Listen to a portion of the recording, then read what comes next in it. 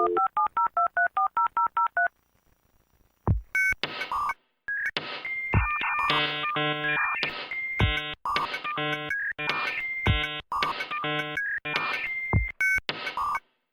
and welcome to episode 21 of the Search with Candour podcast, recorded on Wednesday the 31st of July.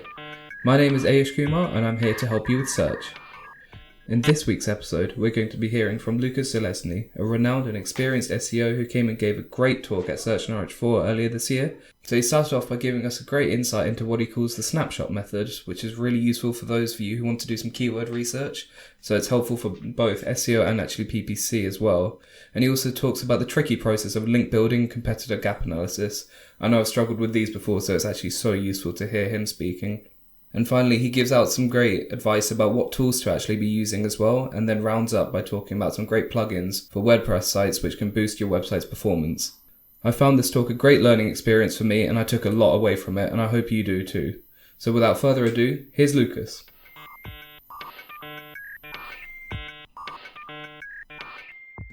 So my name is Lukasz Zelezny. I was working last 6.5 years in Uswitch Zoopla. So first Uswitch and then Zoopla acquired Uswitch and we become like one big family. 6.5 years is quite long for an SEO in one company, but I had a fair reason to leave this end of this year. I become a father, so my little daughter is 2 months. We're waiting until she will be 3 years old because I'm SEO, my wife is PPC, she will be email marketing definitely. So the first skill I'm going to teach her is how to use Excel. And I was working also with lots of other customers. I'm still working. My schedule is quite busy every day, mainly thanks to Hangouts. I can remotely work. And and today I just wanted to show you a couple of tactics that I was implementing during my time in Uswitch, Zoopla and before, and that's our tactics that you can take from this event and implement even tonight or start implementing from tomorrow. So the first one I call a snapshot approach to keyword research. And how it works. This is kind of I discovered and I started, maybe that I didn't discover it, but I started working a long time ago just because when I was joining a company, I was always thinking that very quickly I need to prove that I was not only good on the interview, but I'm really good on SEO. And I agree with Mark that it's always challenging to convince the developers. That's why I learn how to talk to developers a bit different language and to marketers with a bit different language. And so first tool I just wanted to mention is Search Metrics. Raise your hand if anyone knows Search Metrics. Good. Search Metrics is a great tool, kind of industry standard, and not very expensive. I think basic version cost less than €100. And now let's go back to 2012 when I joined Uswitch. There was very little belief in SEO those days. There was no proper tracking and so on and so on. By the way, I learned a long time ago before joining Uswitch how to use analytics properly because that helped me to protect what I'm talking to developers based on numbers, so I could pull the data and say like, listen, this is where we've been and this is where we are. And they've been like, yeah, but bounce rate went up. Yeah, but it didn't cannibalize the growth. And this way we started to be on the same page. So imagine I'm joining Uswitch and they're saying like, Lukasz, we don't believe in SEO. And I was like, give me 3 months. And first thing, you can pull lots of information from tools like Search Metrics or Systrix or SEMrush or SpyFu. And I pulled the data and I was like, hey, Search Metrics, show me where we are already ranking. Where are the keywords that are delivering traffic? And I saw this. Lots of keywords, different keywords, because you probably know Uswitch like Money Supermarket, Go Compare is dealing with different verticals, credit cards, insurance, broadband, mobile. So there was lots of keywords. And I was like, okay, this is nice set, but obviously I have many keywords which are on position 1 already. So there was a built-in filter. There is a built-in filter. And I said, Search Metrics, I like this, but show me keywords which are ranking between position 2 and 10, and with search volume 1,000 to 20,000. Thanks to that, I could deal with keywords which are already on the first page, but not first, so not too low and not 1. And also I excluded all third-party brand names like EE or T-Mobile. Generally, if someone is typing EE, probably is looking for a EE website, not Uswitch. So I get another list, much more nice. And now, how I started thinking about dealing with this data. Let me go into this chart. This is quite aged chart, and it shows what we call organic distribution model through the positions. And now it's really not about how much you see the percentages. It's never like when you are first you have 18.2% click-through rate, or when you are second you have 10% click-through rate. It's something else I wanted to show you. It's a massive difference if you are ranking here between position 5 and 10, and massive difference when you're ranking here, position 3 or 2 or 1. So it's very, very important to fight for this position 1 or 2 if you really cannot be first. And I have a bit of math. Think about this. If we will take keyword, which is here, best SIM-only deals, 18,841 searches a month. You know, UK is very famous of all this price comparison website. That is not that popular in Europe as far as I know. And there is so many searches, yeah? So people are looking every month 18,841 times by average for best SIM-only deals. And I can do a little estimation. I can say, okay, if I would be here on position 2, 10% multiplied by 18,841, I would get roughly around 1,800 visits or 1,800 points score, whatever you want. And then if I would be first, my score is going to 3,294. So it's almost double. So it's really worth to work hard on this, to be on the position 1 for so prominent keywords. And I started building a matrix, which I created here. So TI, this is traffic index. TI max is the SEO utopia if I would be on position 1. And then finally, TI difference is the difference between where I am right now and where I could be on the position 1. Here is that data you saw on the chart, click-through rate. And this is my spreadsheet. And before you will be scared that this is too much information, I have a link and you can download. I done a spreadsheet for a company called Pimlico Plumbers. And I just pulled the data from Search Metrics so you can see, you can play with this, maybe you can even recreate this or send me some questions. And if you sort this by search volume, like we were doing this long time ago, you will get different keywords than if you would sort this by TI diff, so the potential. And you can see that Nokia phones or O2 refresh, not O2 as a brand, O2 refresh or compare mortgages, cheap loans, and so on and so on, that's our keyword I should start working on. And this is the link. You can take a photo if you want, or you can write down. It's my surname, zelezny.uk/snapshot. If you go there, there is a link to Excel file, and you can download this, and voila. Now, when you're optimizing for this keyword, where to focus on? Old traditional SEO, title tag modification, add strong tags, add alt tags. Make sure that your images file name is not a random characters or random numbers.jpg. Make sure that this file name is also a keyword rich. Additional paragraph of text. If you see that there is a text but not long enough or not covering topic good enough, go and write additional paragraph, cover this topic better than your competitors. Headers modification, and think about this. I show you these keywords and they've been attacking completely different part of the website. So if there would be 1 or 2 verticals which are too difficult to deal with, like credit cards or car insurance, I may be very successful with loans, with mortgages, and then I can go back to credit cards and car insurance. Internal links with keyword-rich anchors. When to use this? When you're starting working on organic performance, so when you're getting into organization or when you have new client in your agency. For a website with established history of ranking in SERPs, in search engine results pages. This is not a tactic for a new website. When you quickly need to prove that SEO is worth, like, you know, I've been always kind of raised in this kind of feeling that I need to prove that I was the right person. I don't want to make anyone think that I failed. I don't like to do excuses. That's why I'm using this when I quickly want to prove. And conclusion, first, you're dealing with keywords that already rank. You're leveraging quality traffic, because if this keyword ranking already in top 10, that means that Google is thinking that they are relevant. You're utilizing multiple URLs. And finally, you're playing search engine games. So Google is your game master. You're just following Google you're treating Google as your advisor. Finally, you delivering a quick results. So that was tactic 1. Tactic 2, that's link building through brand tracking. Raise your hand if you're using any brand tracking software so far. Okay, we have 3 people. So there is a couple of softwares which allowed you to track your brand mentions across the online environment. Talkwalker, Brand24, Fresh Web Explorer, and Google Alerts, except if Google Alerts never works. But anyway.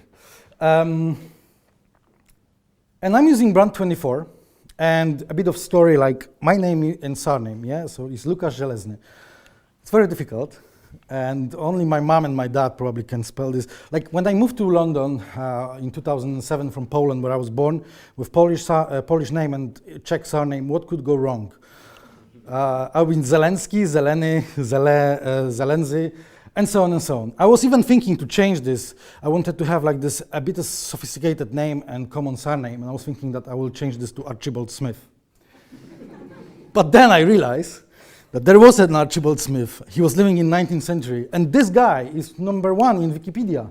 So I was like, Archibald, I won't beat you. So I will stay with my Lukasz Zelezny. And then when I discovered Brand24, I was thinking like, hold on, let's try. And I put my name and surname with Polish crazy characters, with space, without space, with typos. I created this project end of 2013, and it's still running. And what it gives me, every time when someone is mentioning my name and surname, I first assume that there is no other Lukasz Zelezny. If I would be John Smith, that would be a different story. But Lukasz Zelezny, there is only one. And I can react, I can contact whoever mentioned me, especially that are bloggers and so on and so on. If your brand is a common name, like cheap flights, you will have a problem. Holiday rentals. But if your brand is like Adidas, or like Uswitch, for example, or like Zoopla, that's the word which is kind of reserved for that specific organization, that specific website. And you can start tracking, mention, and then reacting. So I created this project, and I've been able to see lots of websites that mention predominantly Twitter. Then I had some Facebook mention, but there was blog, there were news, there were some videos on YouTube, and others which been undefined. And I could go and I could see addresses of the website that mentioned my name. And one day I was like shocked, like this lovely lady, because I saw this. And I was like, what's going on here?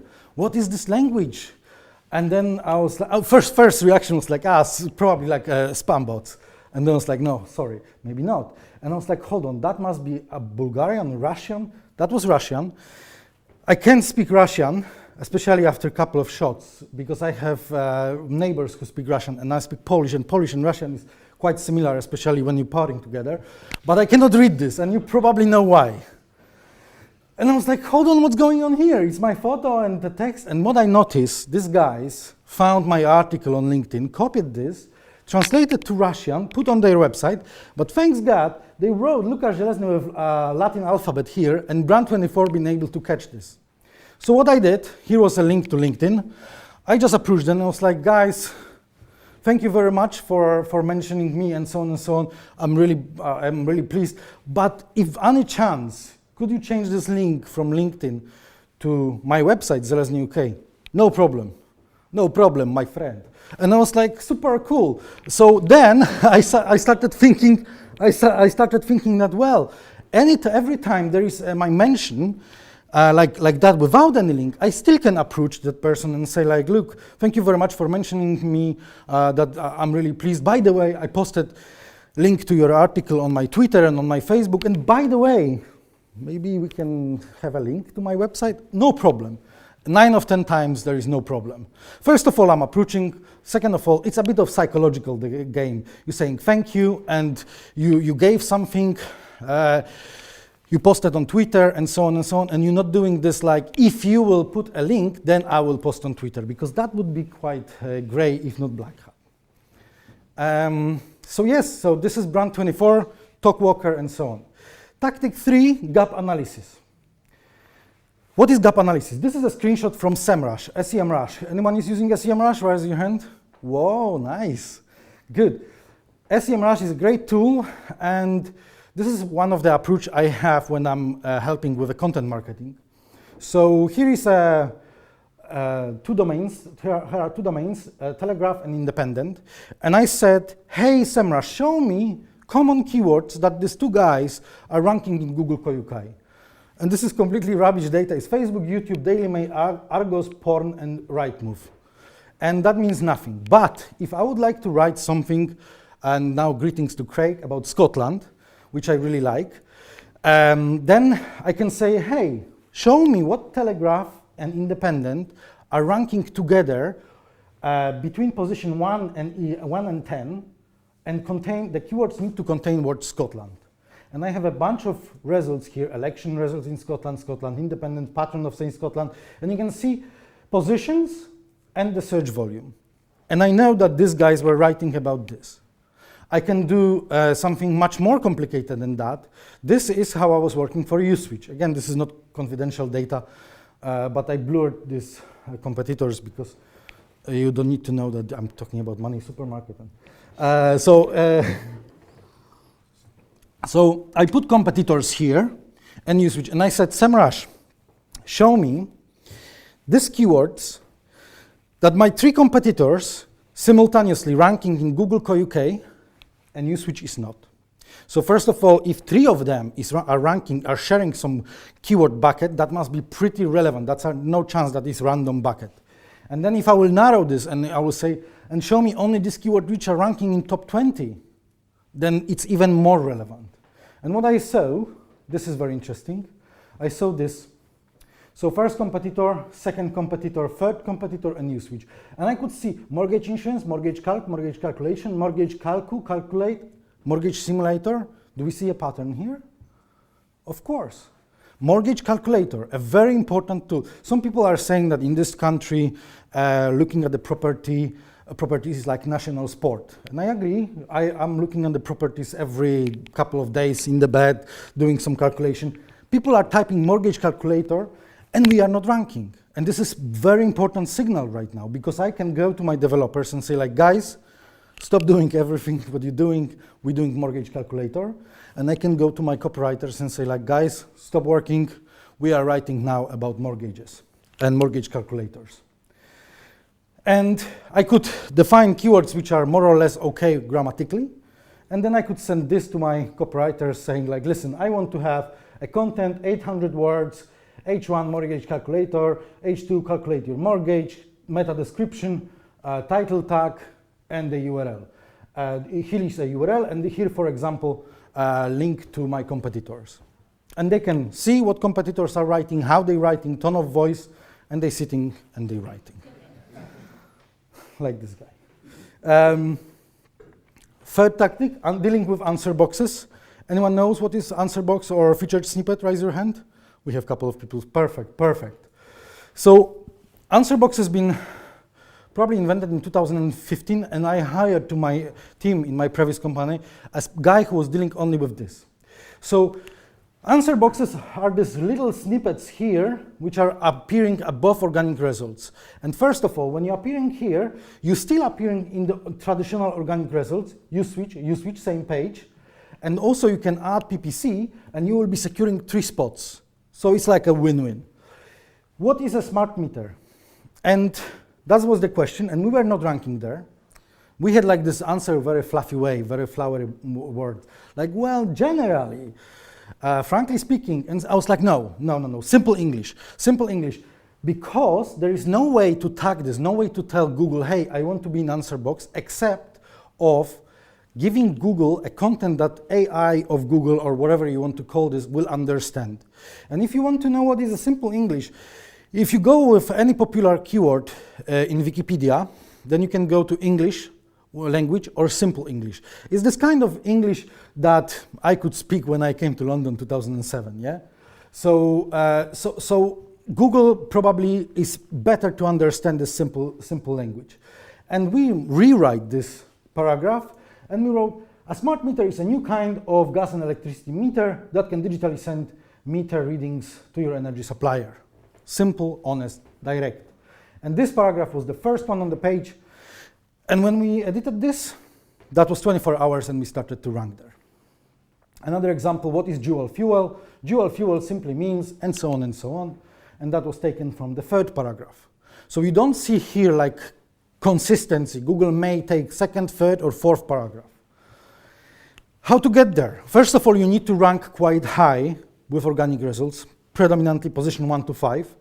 And the keyword needs to fire this answer box. When these two conditions are fulfilled, then you can go and start playing with headings, with lists, writing additional paragraphs, adding divs, trying to split content into paragraphs with 2-3 sentences, no more than that, and so on and so on. Frequently, featured snippets have 350 characters. And then finally, obviously, image alt tag should have this keyword or question in the alt tag. Now, keyword that featured within answer box may change weekly basis, daily basis. You can be at morning, you may disappear at evening, and next day come back, and so on and so on. Google is doing lots of tests, and so on and so on. But elements to focus on, it's as always, page title, meta description, page URL, H1, H2, H3, H4 tags, and all these things which are strictly related to content. Now, how to find keywords that fire answer box? So we can start typing, like I wrote shortbread recipe, and I had a shortbread recipe here, which been taken from BBC Food website. Or Champions League groups, and you have a really sweet table, which been taken directly from the BBC Sport. UK water rates, again, I guess, and we've been with USwitch here. But there is more sophisticated method. Again, we're going to SEMrush, and you can write your competitor or a big website like BBC Co UK, and here in this table you have featured snippet. And they're saying 0.48% of all keywords that SEMrush found BBC ranking in Google Co UK is firing this answer box. 0.48%, that's not much, but if you will do quick math, 3,700,000 keywords when I was doing this screenshot, multiplied by 0.48% is 17,760 keywords that fired this answer box. And why it's so important to be in answer box? We were doing some tests. Click-through rate can be 50 or 60%.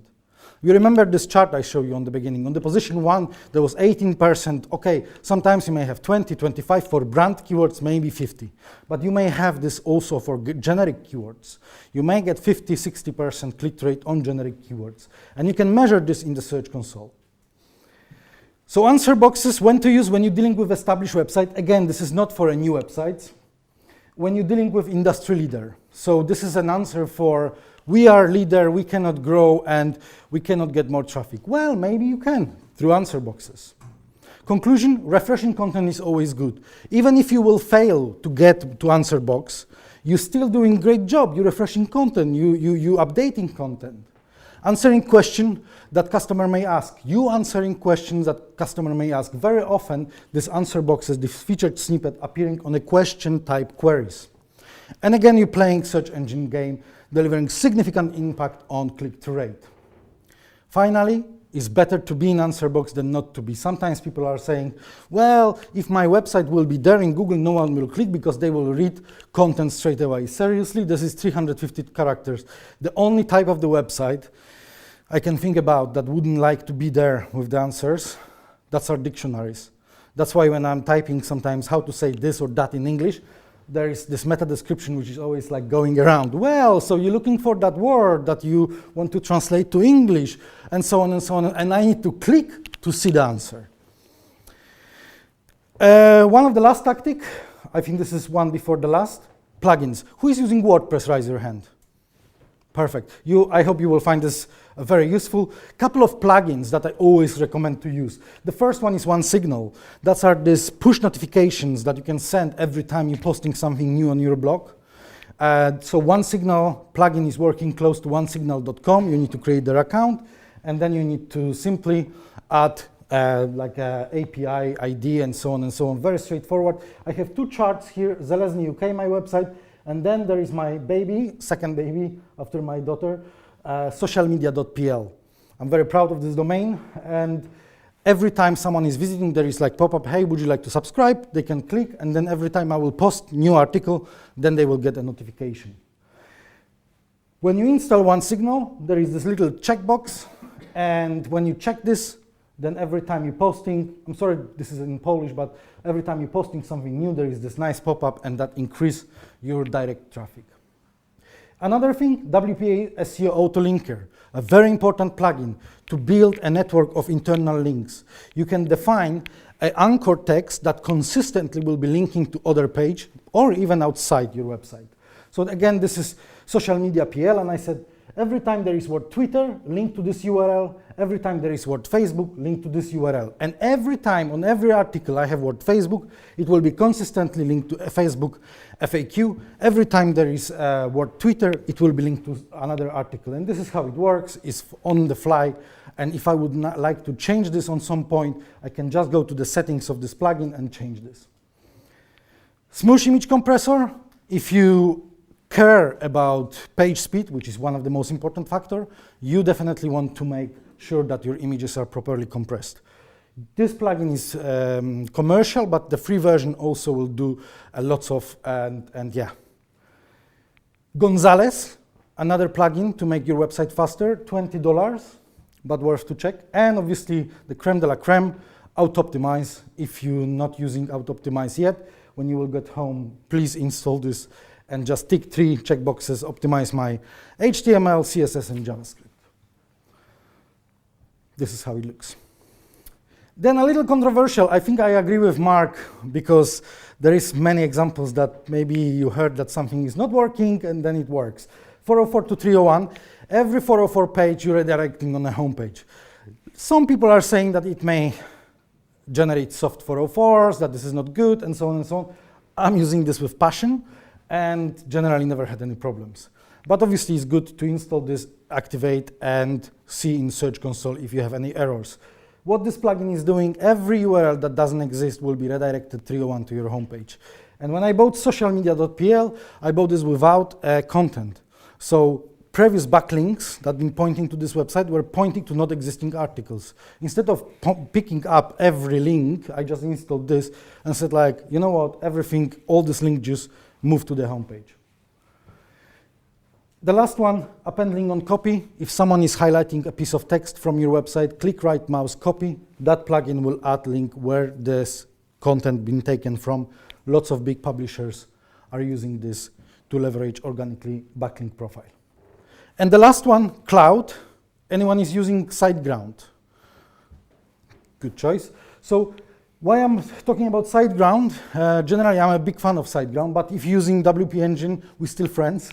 SiteGround, WP Engine, and lots of this optimized for WordPress or optimized for Magento or optimized for specific CMS, server provider, cloud provider, are giving you lots of options that you may not be aware. And some time ago, SiteGround was giving 4 levels of caching. And this level was only possible if you added a special code. And I discovered this, and then I went to GTmetrix and I done some tests. The same website was loading in 8.4 seconds, and then after activating 4 level of cache, 3.1, and then the other website, 8.7, and then optimized 3.4. You can see that the size and the number of requests, even the performance score, were as bad as they've been before, but the full load time went massively up. They stopped serving this, but then they started giving options to move your website to PHP 7.2 and so on and so on. So why I'm saying about this is mainly when you will have some time, go to your settings of your server provider, see what is there to make your website performing better. And then wrap up and takeaways. Always use fast and optimized hosting provider.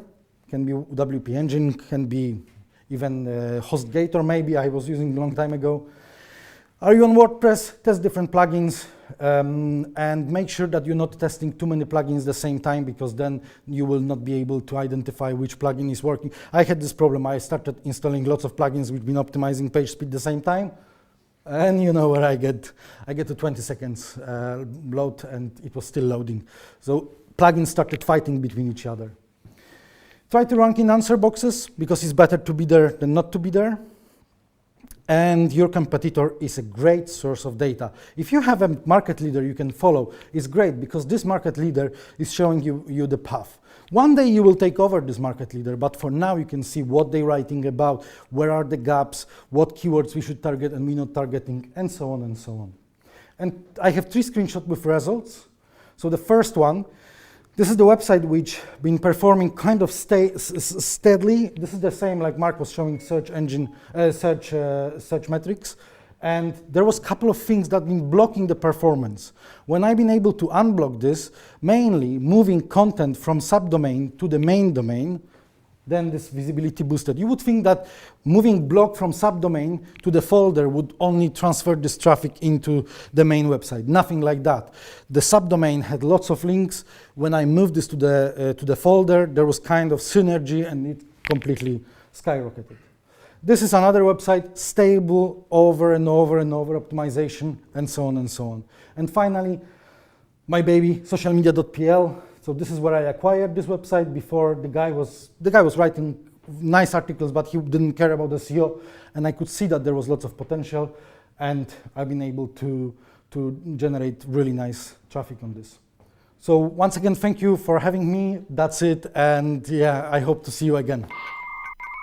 And that was Lukasz Zelezny. I hope you enjoyed that talk and learnt some new things. We actually have another Search Norwich event coming up later this month, actually on the 29th of August. And here we'll be getting some more great talks just like this one, so make sure you get your free ticket from searchnorwich.org. We'll also have all the links to any resources in the show notes at search.withcandour.co.uk. And as always, this will include his slides and a video of the talk as well. Thank you so much for joining us. My name is Ayush Kumar, and I hope you all have a great week.